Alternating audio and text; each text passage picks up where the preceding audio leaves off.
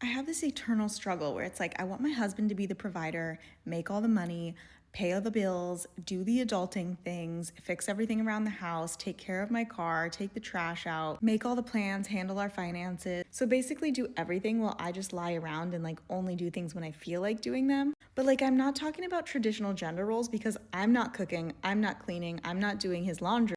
What? I also don't like to be told what to do. I can make my own decisions and I like making my own money. Can somebody help? Get the reality check. The truth starts now. She wants a man to pay every bill, to fix every problem, to handle every decision. But if he somehow asks her to do the dishes, it becomes a problem. And mind you, the problem here is traditional gender roles, because we have to talk about it. What she said without even realizing it must have been the most honest explanation on why men are opting out of dating, on why men don't even want to get married, on why majority of the guys are saying dating or relationships in 2026 is not even worth it anymore. But you know what's more crazy? She does not even realize she's making that argument for the guys who are opting out. She's clear about what she wants you to do in her life. And that role in her life is to be a provider, to be a protector, to be a problem solver. That's the job description you get when you're applying or when you want to date her, when you want to get married to her. Those are the conditions. But your pay and your reward is nothing. And that's why we are breaking down why more men are not accepting offers like this. But before we continue, if you're a man who is tired of pretending that the old rules still make sense, smash the subscribe button. Because this channel is for men who think for themselves, not men who wait to be told what to think. So just drop a comment and tell me where you're watching from. Now, I'm going to go line by line, debunking everything she said. But this is not a rant. She says you must be a provider. You must pay all the bills. You must fix everything around the house. You must be a solution provider. You should handle the cars, take the trash out, make plans, handle the finances. Bro, that's just so crazy because what she's describing there, she's not describing a partner. She's describing a full service contractor.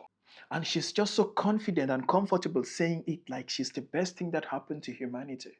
What makes it more interesting to me is that she's very careful to point it out that this is not a traditional gender role because she's not cooking, she's not doing the laundry, she's not cleaning, she's not doing any of those stuff that she needs to be doing actually. I mean, if the guy is doing everything she wants, she should at least be taking care of this part of business. So let's be precise about what's exactly happening here. She wants every traditional male obligation fully intact and every traditional female obligation fully removed. And gentlemen, that's what society wants us to do. Because everything she listed is not rejecting tradition, it's cherry picking from tradition what suits her, what works for her, and rejecting everything else that comes with responsibilities for her. And when you know she's really delusional, is when she says she does not want to be told what to do. She wants to make her own decisions. She wants to make her own money. And mind you, these are all fair things to want on their own. I'm not against it. Autonomy is not a problem. The problem is asking for full autonomy and full financial protection and then coming with zero domestic contribution and calling that a relationship. That's not a relationship because there is no way you are going to order a provider package and then act confused when nobody wants to pay the reciprocity fee. It makes no sense. This is exactly the pattern men in this space have been pointing out for years. Not that women want independence. I mean, it's good to want independence. It's good to get independence. It's good to keep your independence. The problem is a specific arrangement where risks, where money, where service flow in one direction and then control, freedom, and decision making flow in the other direction. That's not partnership. That simply looks like a landlord tenant relationship where only one person collects the rent. Bro, if this breakdown is making sense to you, this is exactly what the membership is built around. Deeper conversations, deeper analysis, saying things that YouTube won't promote or push for many people to view. That's why I encourage you to join the membership below. Support the movement. Get the merch. Opt out proudly. Again, support the movement. And for those who are already supporting, thank you. We'll only get bigger and bigger. And you'll find pride in saying you contributed to this being the movement it is. Now, I know some people who are new here are heading to the comment section, typing like, not all women are like this. And sure, not all women are like this. But when a woman makes a post like this and then you go to the comment section of that post, that's when you realize that there is a problem and that people like me need to talk about it because she's voicing out what millions of women think. And I also know many men who have lived with women who have this same mentality. And I know you watching, either you have lived through it or you know someone, you have heard of a story of a woman who came in with such conditions. So it's not very rare. And that's why we have to talk about the double standard. We have to talk about the unexpected demands. We have to talk about the crazy mindset. And when she makes videos like this and posts online, and thousands of women are cheering her up, she starts to believe in her craziness. And then she starts to think that those demands are legitimate. Then months go by. Then years go by. And then she starts to drift out of the type of dating market or the type of dating environment, or she starts to drift from the type of men she wants in the first place, and she starts blaming other people. She starts calling men names and talking how men are insecure for not wanting her. But she's not looking at the conditions she put. If a man is coming in to provide, to protect, to do everything you want for you, what are you going to do for that man? What are you going to give to that man? Because in the grand scheme of things, you are not special. No one is special. You don't just show up and you want everything to go your way and people to put their heart and resources on the line for you because they wanted to be in a relationship with you. No, they'll go for a much beautiful, less complicated lady than you.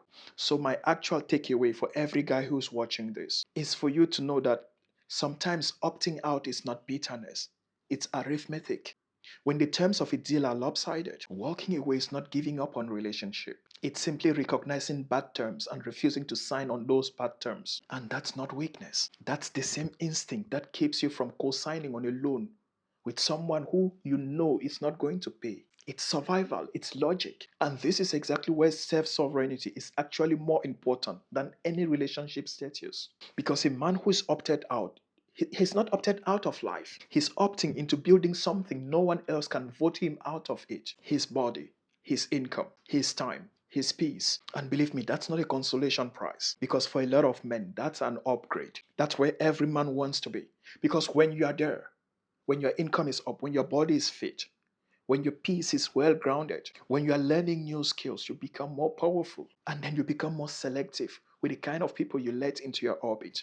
You gain control of your environment. You get control of what enters into your life. And that's what matters. And for a lot of men who have opted out, for those who are still debating if opting out is good or bad, for those who think opting out is not the solution, my personal take is that opting out is not quitting the game. It's realizing that the game was rigged and you've decided to build your own board instead. Now, take this to the bank. If you're opting out of a bad deal, don't opt out of taking care of yourself while you do it. Self sovereignty starts with your body, and that's exactly why this fitness channel exists. Go subscribe. It's all about men's well being, about men's fitness, about testosterone, about men getting fit. Go and subscribe because you're going to learn a lot of stuff from there. And if you're on the fence thinking whether you should opt out or not, I have a free resource for you. It's called the Opt Out Decision Test. The link is on the first comment below. It's going to help you decide if you are ready to opt out or not, or if you're opting out based on logic or based on emotions. It's not motivation, it's just a mirror. Check it out. Again, it's free. The link is on the first comment below. And if you want to get more sense into what's happening in the dating world, check this next video before you go. Click it, watch it, and tell me what you think. Because only one video is not enough. Watch this, share with your brother who needs to watch, subscribe, like, comment, hype the video, and just push the mission.